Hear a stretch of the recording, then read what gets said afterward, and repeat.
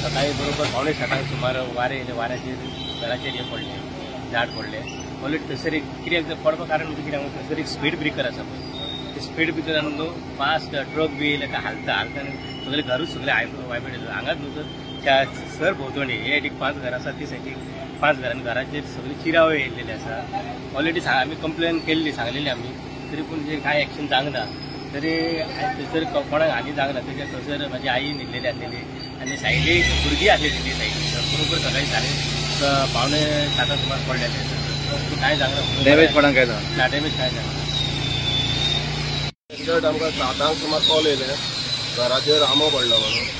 हांगा immediately turn out केलो. हांगा येवन पळयत जाल्यार घराचेर आंबो पडलो आनी तेंचे सर्वीस वायर आसता पळय तेजेरूय आसलो तो लँडवायर.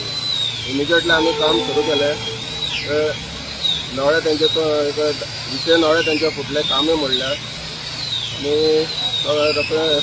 एक अर्दे वर मागीर लागले आमकां क्लियर करपाक. घराक डॅमेज जालें? हय, डॅमेज जालें. फाटली एक भिंत मोडला तेंची, वाशे, कांब्यो आनी नळे फुटला. एक बीन मोडलें? हय. कोणाक इंजरी ना? 2 व्हिलर आसली ती काडली आमी पळय. इंजरी कोणाक? इंजरी काय ना.